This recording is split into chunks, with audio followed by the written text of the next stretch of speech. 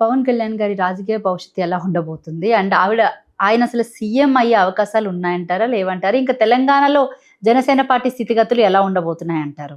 పవన్ కళ్యాణ్ గారి జాతకం మనం తీసుకున్నప్పుడు ఇంతకుముందు కూడా మనం చెప్పే ఉన్నాం. 2 సెప్టెంబర్ 1971 చెప్పారు.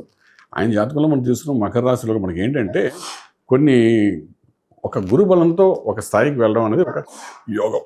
ఆ యోగాన్ని నిలబెట్టుకోవడం అనేది ఇంకో అవసరం. యోగం రావడం వేరు, నిలబెట్టుకోవడం వేరు. నిలబెట్టుకోవడం చేసే ప్రయత్నాల మార్గంగా కొన్ని అప్స్ అండ్ డౌన్స్ జరుగుతూ ఉంటాయన్నమాట.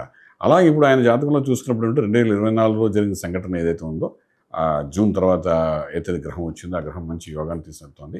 బట్ ఏంటంటే 2027 మే తర్వాత కొంత బలహీనపడే అవకాశాలు ఉన్నాయి.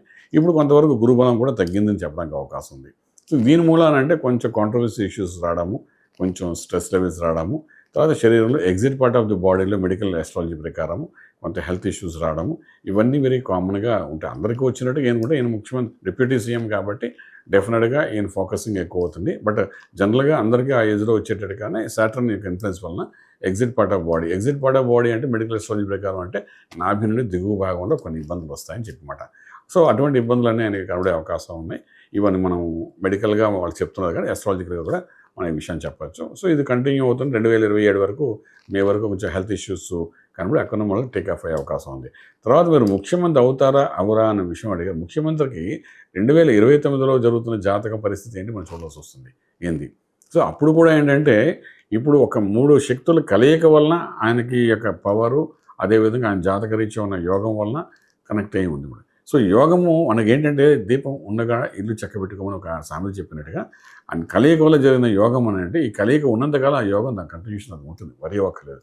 కానీ 2030లో కేతు అంతర్దశ వచ్చినప్పుడు మాత్రం 29-30లో కొంత స్థల మార్పులు, స్థాన మార్పులు కనబడుతున్నాయి. కాబట్టి ఇది 100% కొంచెం డెవలప్మెంట్ గురించి మనం ఆలోచిస్తాము. సో డెవలప్మెంట్ అంటే ముఖ్యమంత్రి అవుతారని కాదు, అంత బలం ఇంకా ఆయన పుంజుకుని లేదు, దానికి ఇంకా సమయం పడుతుంది చెప్పగలుగుతాం. రైట్. ఇంకా నారా లోకేష్ గారి జాతకం ఏ విధంగా ఉండబోతుంది అంటారు ఫర్దర్గా ఫ్యూచర్లో? అండ్ లాస్ట్ టైం మనం ఒక ఇంటర్వ్యూ చేసాం పరాభవ నామ సంవత్సర సందర్భంగా. ఎవరు అంటే వచ్చే ఎన్నికల్లో ముఖ్యమంత్రి పీఠం ఎవరు దక్కించుకోబోతున్నారు అని అన్న కోణంలో ఈ మేలో బేసిక్గా కూటమిలో సీఎం కుర్చీ మార్పు జరుగుతుంది అని అప్పట్లో రూమర్లు బాగా రావడం జరిగింది. రైట్. అయితే ఆయనకి సీఎం కుర్చీ కాదు కానీ పార్టీ ప్రెసిడెంట్గా అయితే పగ్గాలు వచ్చాయి. సో మొత్తంగా అంటే వచ్చే 3 ఏళ్లలో ఆయన జాతకం ఎలా ఉండబోతుంది అంటారు? ఒకవేళ ఇప్పుడు పార్టీ ప్రెసిడెంట్ కాబట్టి నెక్స్ట్ కూటమి ప్రభుత్వం కూడా అధికారంలో ఉంటే లోకేష్ సీఎం అయ్యే ఛాన్స్ ఉందంటారా? అంటే ఈయనకి ఏజ్ అయిపోతుంది కదా. మీరు వేసిన ప్రశ్న ఎలా ఉందంటే ఇప్పుడు నేను నా ఇంట్లో మా కొడుకుకి నేను ప్రెసిడెంట్ చేశాను. ఇది నా నిర్ణయం అయింది, పార్టీ అంతర్గత నిర్ణయం అయింది కదా, ఇది ప్రజలు ఎన్నుకుంది కాదు ఇది. సో ప్రజలు ఎన్నుకున్న విధానం వేరు, మనం ఎన్నుకున్న విధానం వేరు. సో పార్టీ ప్రెసిడెంట్ అయ్యారు అంటే ఆయన యుక్త వయసులో డైనమిక్గా మినిస్టర్ అయ్యాడు. మినిస్టర్ అయిన తర్వాత లోకేష్ గారు డెఫినెట్గా ఆయన యాక్టివిటీగా అన్ని పనులు చేస్తున్నారు కాబట్టి పార్టీ ప్రెసిడెంట్ చేయడం అనేది ఒక ఎత్తు. సో ఇది ఎలా నిలబెట్టుకుంటారు, ముందు కాలంలో ఎలా జరుగుతుంది దానికి ఆయన జాతకంలో యోగంలో కూడా ఇంకొక విశేషం ఏంటంటే మనకు ఈ కూటమి ప్రభుత్వంలోని ఈ తెలుగుదేశం పార్టీలోని స్పెసిఫిక్గా నెక్స్ట్ పర్సన్ ఎవరు అన్న దాన్ని కూడా దానికి కావాల్సిన బలం కూడా మనం చూసుకోవాలి. సో ఇక్కడ కూటమి ప్రభుత్వంలో చంద్రబాబు నాయుడు గారిని చూస్తూ మీరు చూసే ఉంటారు. మీకు ఈ విషయం ఎందుకు చెప్తున్నా అంటే చాలా స్పెసిఫిక్గా జాగ్రత్త అర్థం చేసుకోండి.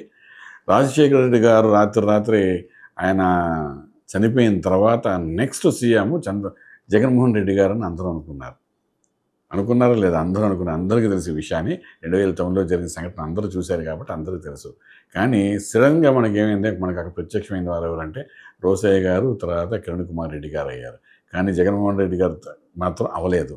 ఆయన మళ్ళీ కష్టపడి తన బలాన్ని సమకూర్చుకుని మళ్ళీ ఆయన 11 సీట్లు గెలిచి తర్వాత ఎంపీ అయ్యి రకరకాల ఎక్సర్సైజ్ చేసిన తర్వాత కొంతకాలం తర్వాత మన 2019లో ఆయన ముఖ్యమంత్రి అయ్యారు. మీకు తెలిసిన విషయం హిస్టరీ అంతా. అంటే ఇది ఒక సంఘటన ఎలాగుంటుందో ఒక్కొక్కసారి పదవిలో ఉన్నప్పుడు మనం అనుకుంటాం పదవిలో ఉన్నారు కదా తర్వాత మనకే కదా వస్తుంది కదా అనుకుంటాం. కానీ అలా ఫ్లక్చుయేషన్ పూర్తిగా మారిపోతుంది. ఎలా మొత్తం స్థితిగతులన్నీ మారే అవకాశాలు ఉంటాయి. అంచేత ఇప్పటి నుండి మన లోకేష్ గారు ముఖ్యమంత్రి గారు అవుతారు అనే విషయం మీద డిస్కస్ చేయడం అనేది చాలా అంటే ఆ క్వశ్చన్ ఇప్పుడు ఎత్తడం అనేది అది కరెక్ట్ అయిన పద్ధతి కాదు. ఏదైనా మనం ఆలోచించవలసిందంటే 2028లో ఉన్న గ్రహచారము గోచారము అందరివి చూసిన తర్వాత అప్పుడు పరిస్థితి గురించి చెప్తాం. 2027 ఆగస్టు తర్వాత కొంత హెల్త్ ఇష్యూస్ చంద్రబాబు నాయుడు గారికి కనిపిస్తున్నాయి. అది కూడా కొంత దాటిన తర్వాత లోకేష్ గారి భవిష్యత్తు గురించి మనం ఆలోచిద్దాము. ఏంటంటే ఇప్పుడు ఇచ్చిన పదవి మాత్రం 100% తెలుగుదేశం పార్టీ వాళ్ళు ఇచ్చిన పదవి తప్ప ఇది ప్రజలపై ఎన్నుకున్న పదవి మాత్రం కాదు. అంచేత మనం కొంచెం వెయిట్ చేసి దాని గురించి మాట్లాడుకుందాం.